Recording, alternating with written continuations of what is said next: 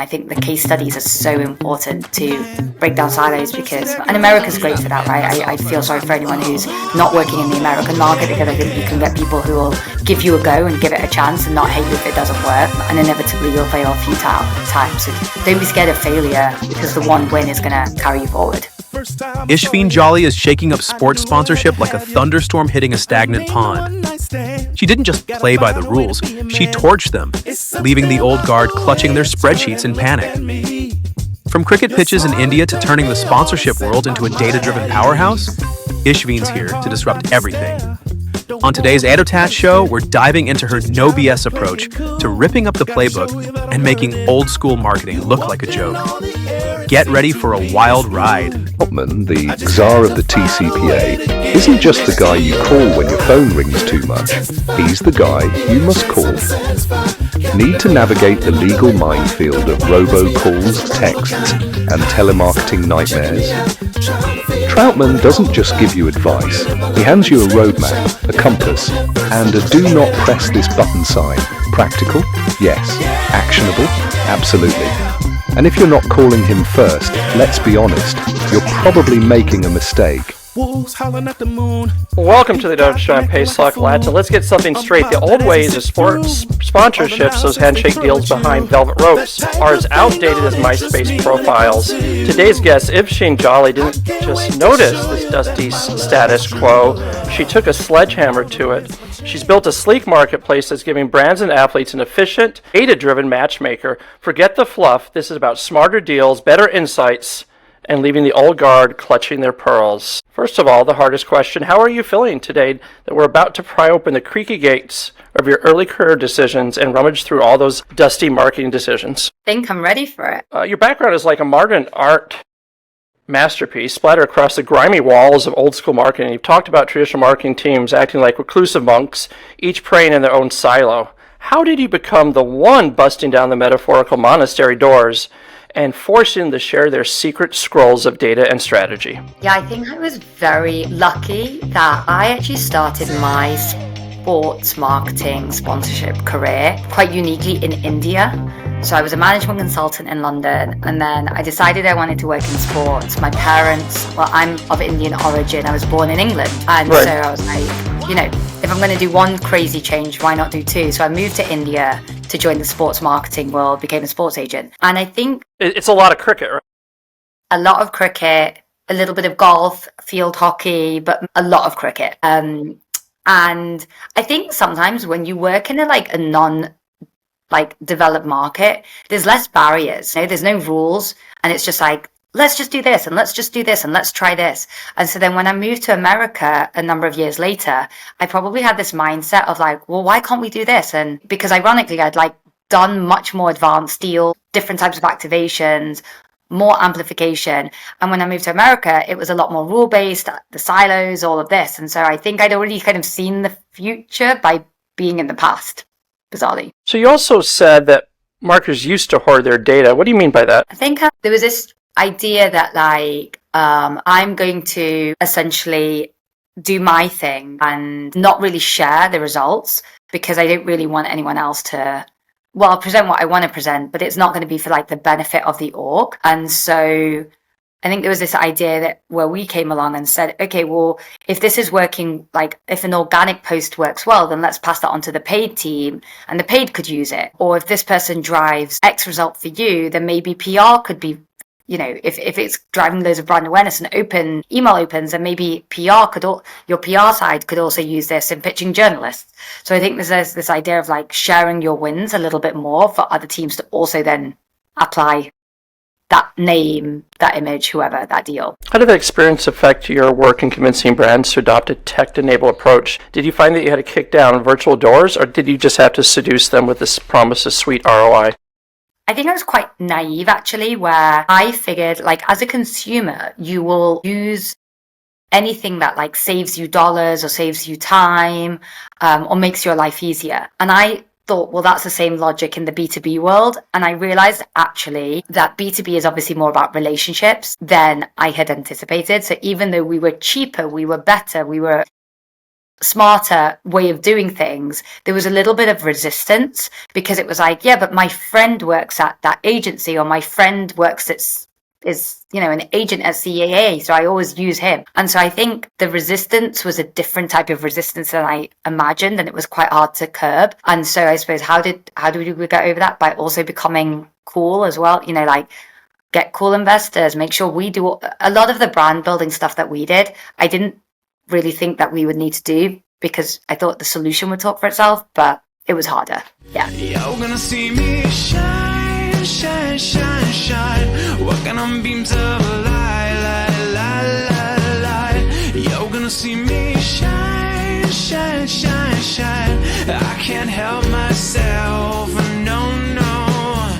Blue skies, no dark clouds, nothing in my... Why do you think brands resist integration? Is it losing control or internal politics? It's a good question. I would say it's a few different things. I don't think it's just one. I think sometimes it's internal politics. Sometimes it's just people are so busy at agencies, especially because you're doing real work, but then you're also doing strategy work, and then you're doing work that will never get implemented. So I think there's just an inertia to change. Let's just do the same thing. I think there's also, as I said, a lot of times when we think about innovation, it's to save cost or to save this. Maybe there's the wrong incentives around that, where, I've heard that people go, well, if I don't use that budget, it's going to be gone.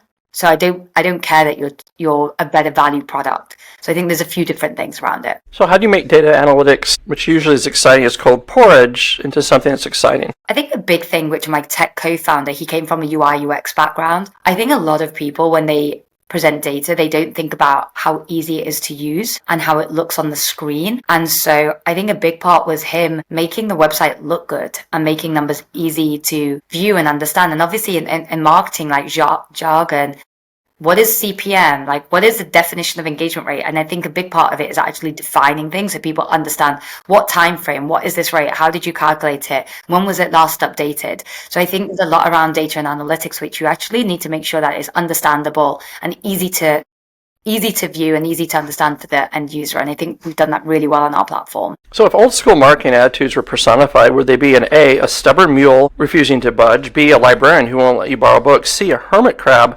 clutching at shell of metrics, or D, an ancient wizard cackling at newcomers? I'd say a little bit of all.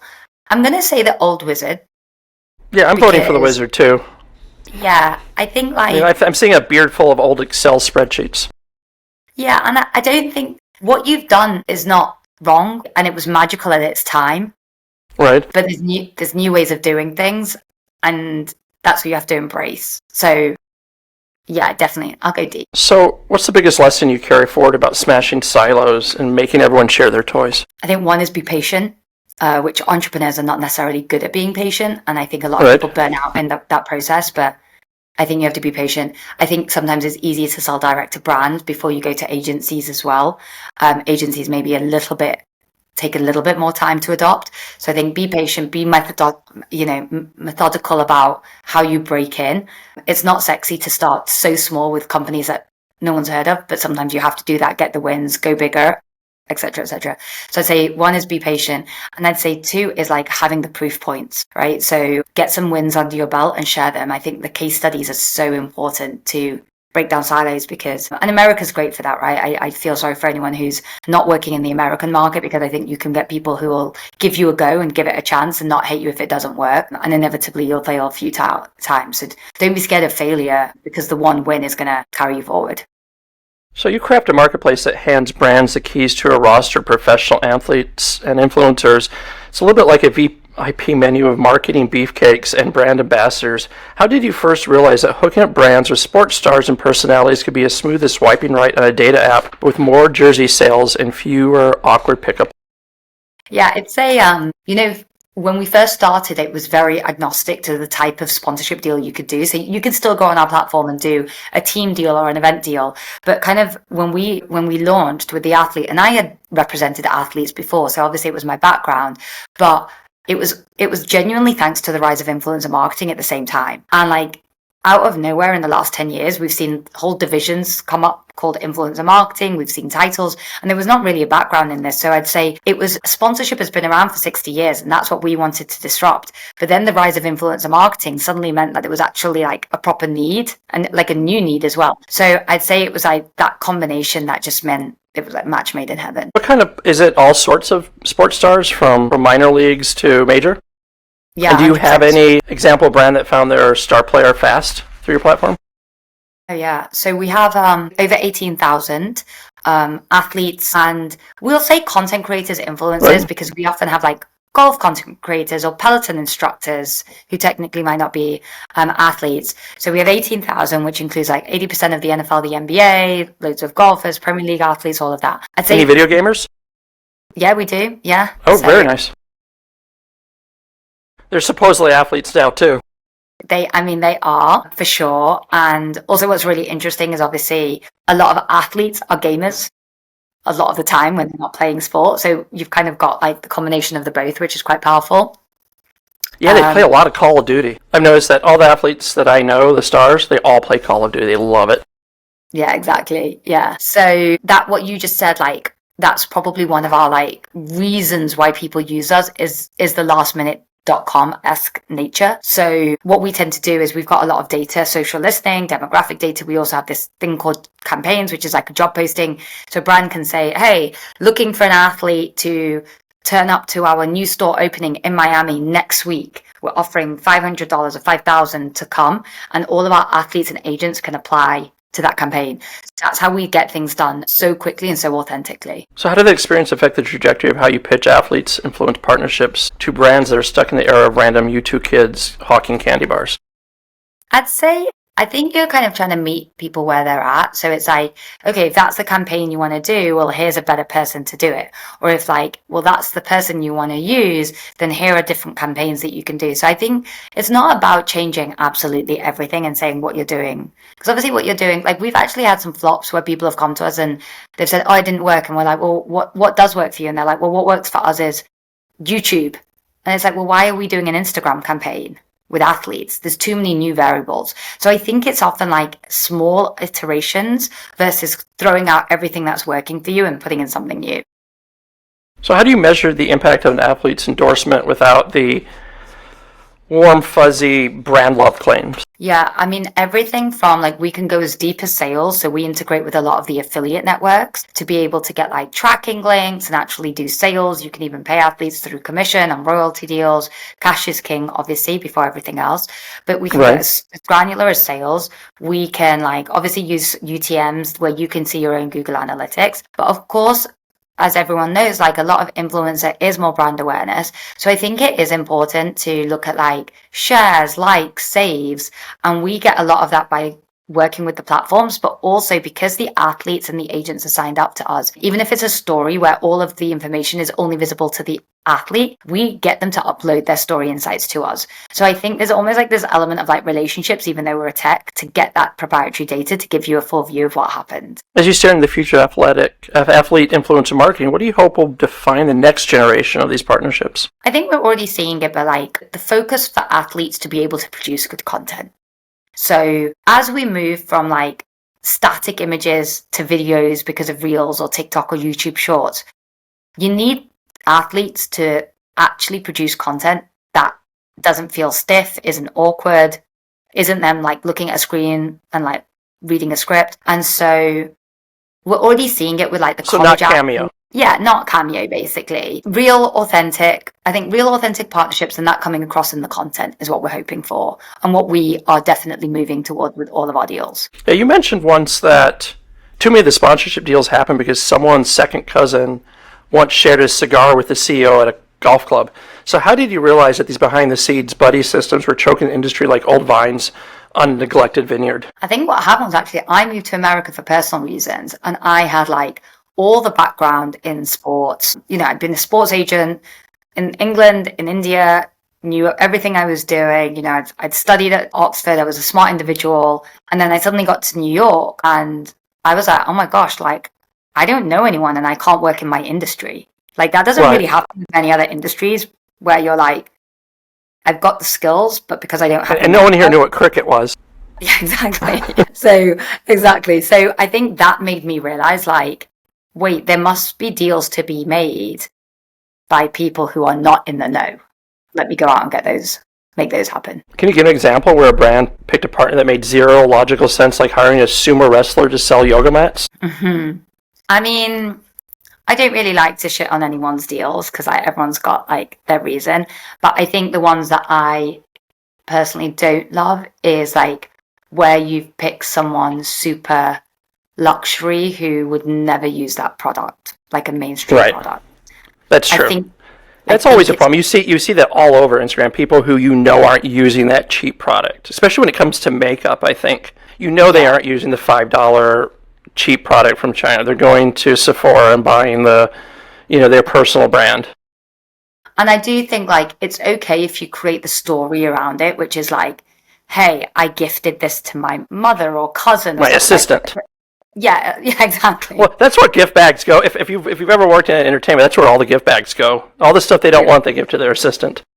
Exactly, which is, and that's a fine story to tell because you can create an association. I just don't don't treat everyone as stupid that person is using that like mainstream product when we know, especially if you know that person has very elevated tastes and that's what they, everything else. I always think of Shaquille O'Neal. He does so many sponsorships that make no sense. Like you see him in everything, and I think it's also all the Bitcoin and all the sponsorships for that drive me up the wall.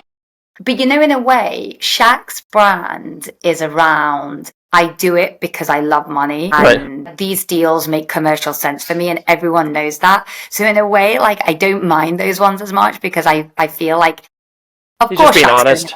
He's just like, and he's I've been retired for 20 years. I don't care. Yeah, and they also they make fun of him on the production and the broadcast. So his whole vibe is I do as many deals as possible because I turn these deals into bigger deals, and I've usually taken equity and whatever else. So I think that's what I was saying. Like, if the story is hey, blatant, we paid Shaq because we need his reach, and he's going to talk about it on air. And let it be that. So if we compare these outdated deals to culinary disasters, what dish would they be? A moldy cheese wheel, a half-burnt casserole, or a stale donut that no one dares to toss out? Wait, say them again? A moldy cheese wheel, a half-burnt casserole, or a stale donut. Personally, I'm going for the moldy cheese wheel. Smelly and unnecessary. I might go for a stale donut where when it's fresh, it's great, but it doesn't last long, which... Just another plug, I think something that we have brought into the industry is the shorter term deals. Oh yeah, some people are, fame is now fleeting. I mean, it's always been fleeting, but now it really is 5 minutes of fame. Meaning that you need to get that star won something, but 2 weeks from now, no one's going to care they won the Super Bowl. 100%. And also, the biggest hack that you can do on the brand side, which we really help, so hopefully our athletes aren't ever going to listen to this, is you would need to pay them 12 months to use their rights for 12 months.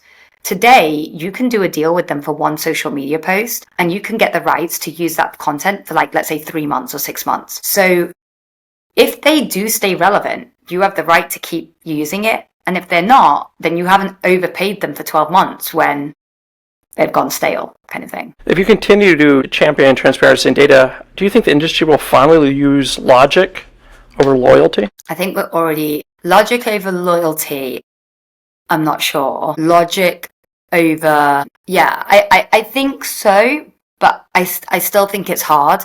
And I think what you will see is they'll be loyal, but we're already seeing it, more agencies are using us. So the loyalty just means you're paying a premium because there's more margins being taken. But I don't see us replacing that relationship. I just think those relationships will either choose to or be forced to use companies like us to do better deals. So you kicked off by wrangling athletes. Now you're going to do more things, teams, leagues, maybe even esports tournaments and intergalactic cricket matches. How do you scale your platform into massive marketing carnival where brands can ride the Ferris wheel of opportunity all day long? Yeah, I think that's the role of good tech as well. I think it's the usability aspect. So when we present our athletes, it's like a LinkedIn profile where, description, price point, social media, demographic following, all of that. So we can easily extend that to non-athletes, right? Music, foodies, practitioners, Influencers has been really quite interesting for us. So that integration is quite easy to do, that we're already doing. Then it comes to team and events, and that's obviously different details. What's the date? Where's the venue? Where's the location? So it's just a case of like standardizing it across and making it easily searchable. But if a brand only wants one athlete, how do you nudge them towards tasting the full buffet of teams, leagues, entire marching bands, and sponsorships? Is there like one question that makes them realize that the full smorgasbord is better? I don't think you go from athlete to team and league. I think you do one or the other. I would actually say what we try and do is say, if you want one athlete, are you sure you want to put all your eggs in one basket first? Or do you want to do like 5 deals, test these 5 people, and then double down on the one that works? And I think that's a much better strategy than the straight out the gate one person. If athletes were the appetizer, what metaphor fits the teams and leagues? Are they the main course, the dessert cart, or the entire Michelin-starred restaurant experience? I think they I must have been hungry when I wrote this, because there's a lot of food metaphors. It was about a month ago when I wrote this. I think I was. I would say that they are maybe like a drink. Like Right. they satiate, they go together, but they serve a different need. Who's your biggest athlete? I'm just curious. Or do you have like a couple that you list normally? Or a few? Our biggest deals, because we've got athletes we've never done deals with, so we have LeBron James on the platform, but we haven't done a deal. If anyone does want to do it, Is it too expensive, or he doesn't take anything? A bit of, as in, we haven't got the offer to him that he would say yes to, so technically too expensive for what we've pitched. Biggest deal we've done: Shaun White, snowboarder; Venus Williams, tennis; quite a lot of like Draymond Green, Danny Green, like NBA players. So I was in Soho once, and I was walking down the street, and there's all these photographers, and they were in front of me taking photos, and I'm like, why are all these paparazzi? And they're just taking photos and walking down the street, and I turn around, and there's Venus Williams right behind me, towering over me. I'm 6'3". They were taking pictures of her, not me. Did you get famous? Were you in the paper? No, I wasn't. They were just move.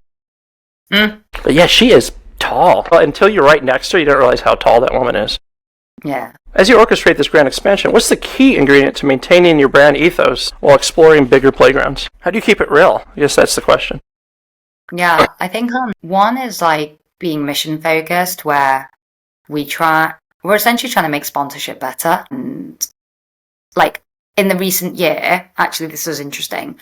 We started off with a self-service platform. Come in, it's fairly inexpensive, do it yourself. Two-sided marketplace. As I said, like as a consumer, like Airbnb, LinkedIn, whoever.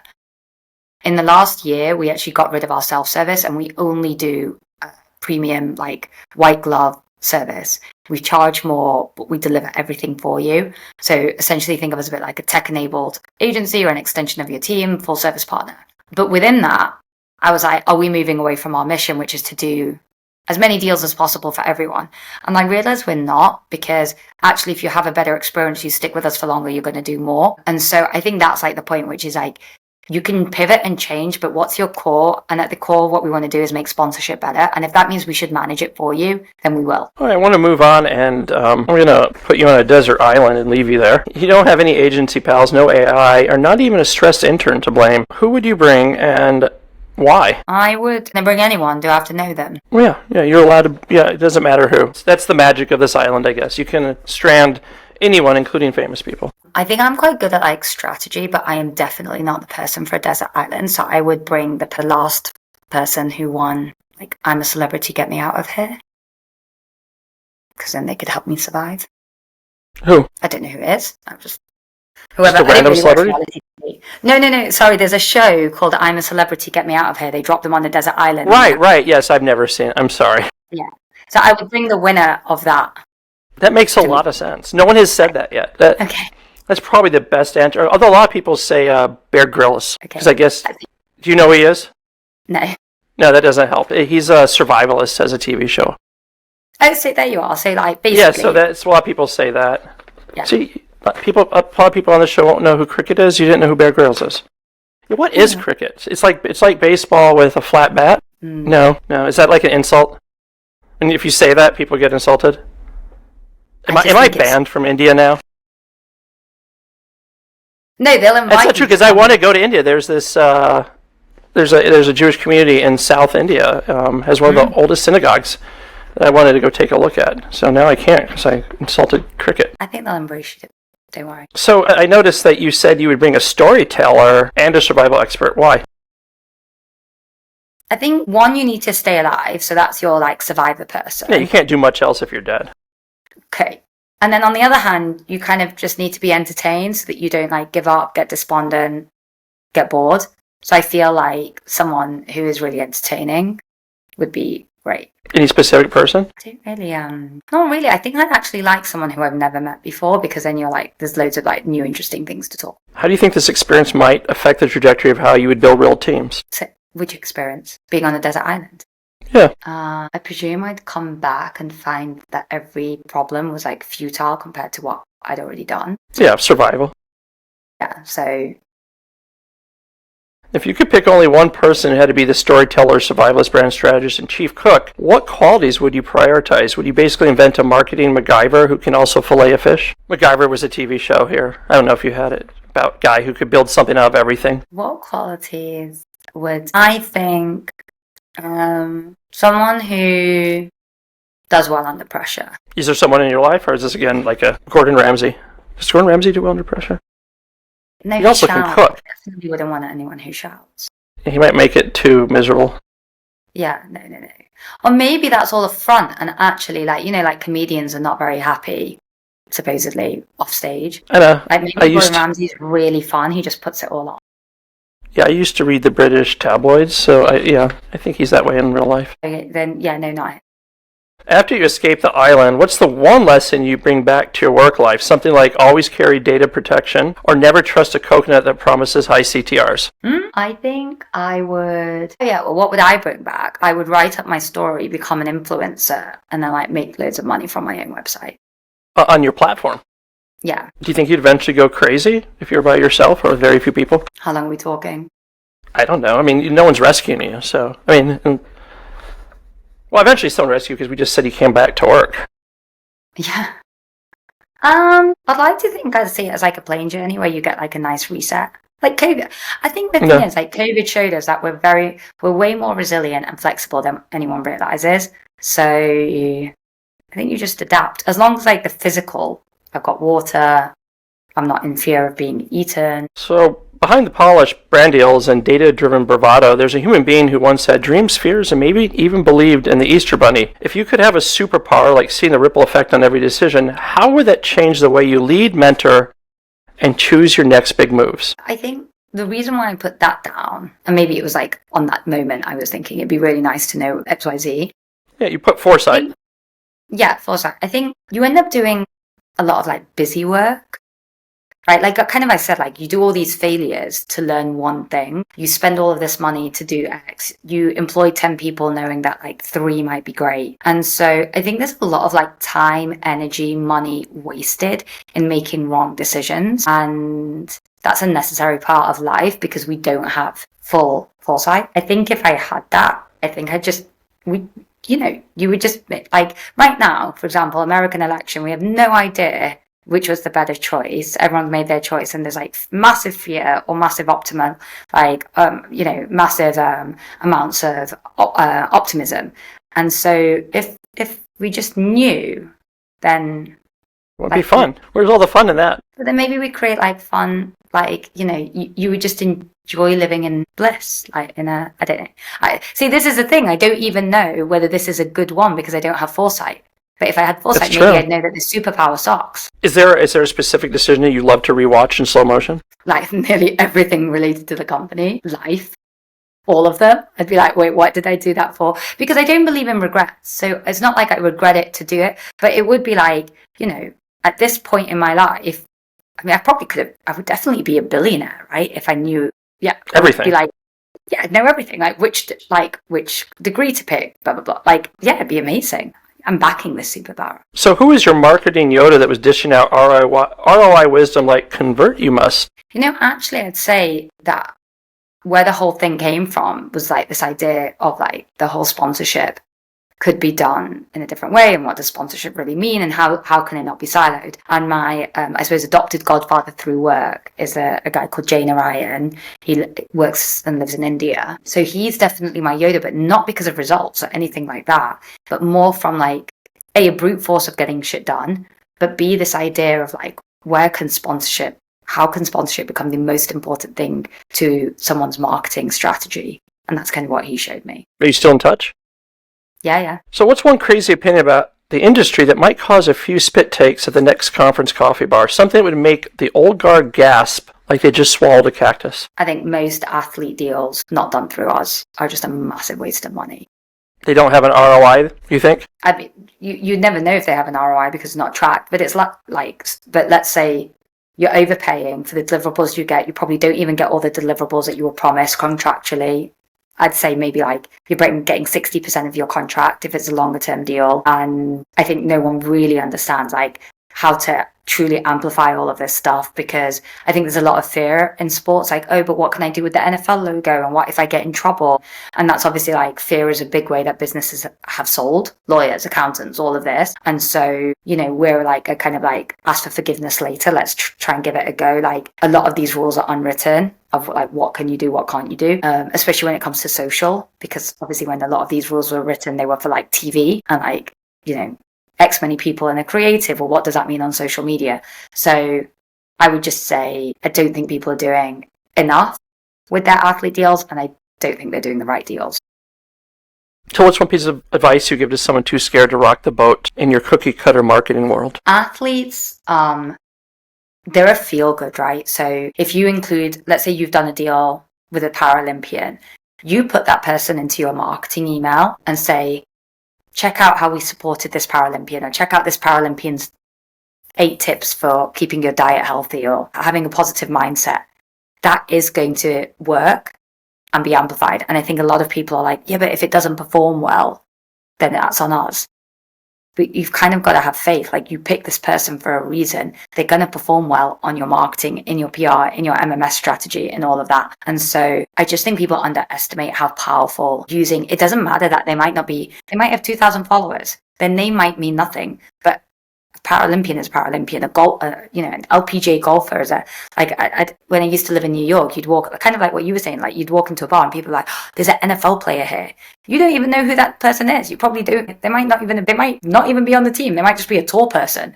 But it's right. Suddenly everyone's like, oh, I was in a bar last night with an NFL player. That was fun. And so like, that's the cachet around using athletes. And it doesn't have to be a LeBron James to be a good story. And before we go, if people want to learn more about you or your company, where should they go? Yeah, website, opensponsorship.com.